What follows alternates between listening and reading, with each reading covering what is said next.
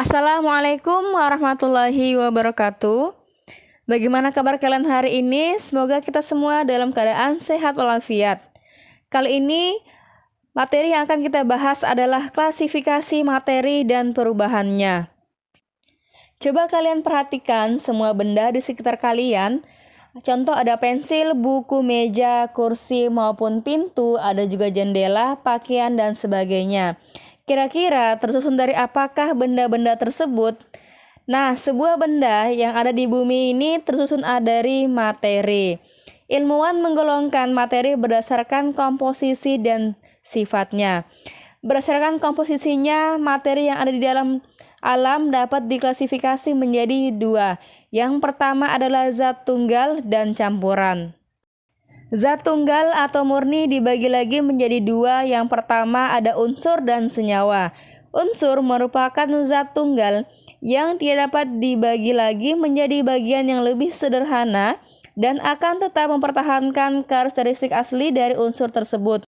Contohnya, sebongkah emas apabila dibagi terus sampai bagian yang terkecil akan menjadi atom emas. Banyak sekali contoh unsur dalam kehidupan sehari-hari. Contohnya ada besi, timah, seng, tembaga, dan nikel.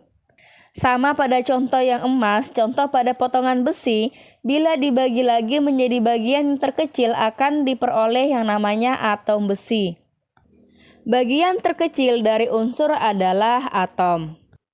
Contoh lainnya lagi, ketika kita belajar alat musik, tentu saja kita harus mempelajari simbol-simbol musik atau not baloknya.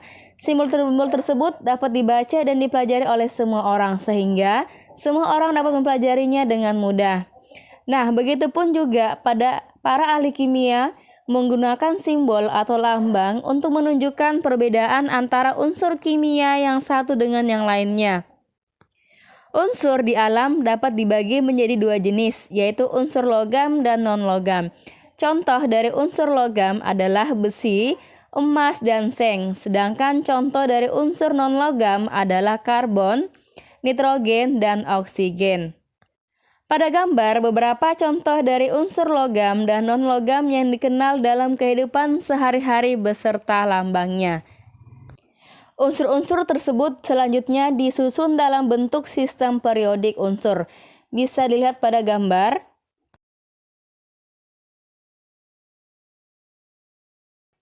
Selanjutnya, senyawa. Dalam kehidupan sehari-hari, kita sering menggunakan air, gula, garam, asam, ataupun cuka, dan beberapa bahan lainnya. Bahan-bahan tersebut merupakan namanya adalah senyawa. Bahwa bagian terkecil dari sebuah unsur adalah atom. Dua atau lebih atom dapat bergabung melalui reaksi kimia dan membentuk molekul. Molekul merupakan bagian terkecil dari suatu senyawa.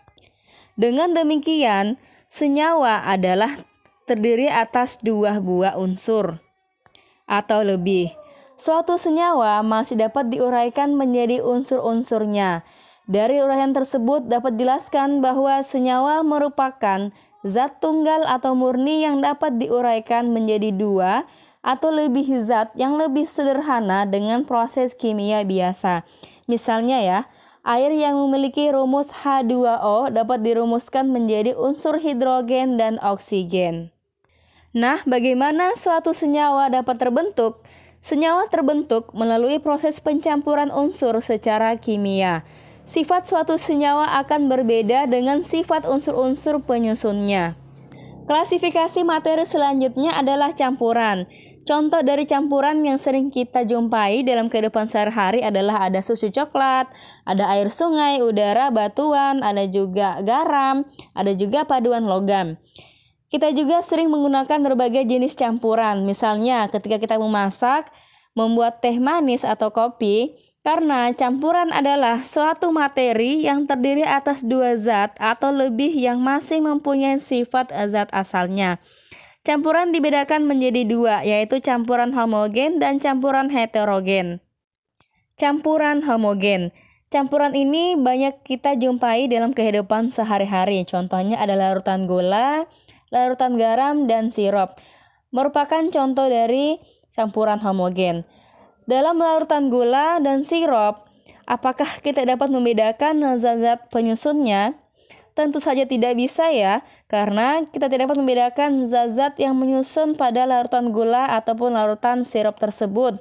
Jadi, campuran homogen adalah campuran yang tidak dapat dibedakan zat-zat yang tercampur di dalamnya. Larutan tersusun atas pelarut dan zat terlarut. Pelarut yang banyak digunakan adalah air. Senyawa yang dapat digunakan sebagai pelarut adalah senyawa organik yang dikenal juga sebagai pelarut organik. Contohnya ada kloroform dan alkohol. Pada campuran homogen adalah larutan. Larutan dikelompokkan menjadi dua. Yang pertama larutan yang bersifat asam, basa, atau garam. Larutan seperti cuka, ada sirup, penghilang noda, sabun cuci, sabun mandi, soda kue, dan garam dapur merupakan contoh dari larutan asam, larutan basa, atau garam yang banyak kita jumpai dalam kehidupan sehari-hari. Campuran heterogen. Kira-kira apakah kita dapat membedakan antara pasir dan air dalam larutan? Ya, campuran pasir dan air merupakan salah satu contoh dari campuran heterogen. Campuran heterogen terjadi karena zat yang tidak dapat bercampur satu dengan yang lain secara sempurna sehingga dapat dikenali zat penyusunnya. Dengan demikian, pada campuran heterogen seluruh bagiannya tidak memiliki komposisi yang sama atau tidak serba sama. Jadi, kita dapat membedakan antara pasir dan air. Itulah contoh dari campuran heterogen. Untuk lebih memahaminya lagi, silakan dilihat perbedaan antara unsur, senyawa, dan campuran. Sekian pembelajaran kali ini. Semoga pembelajaran kali ini dapat bermanfaat dan memahaminya. Terima kasih yang sudah menonton.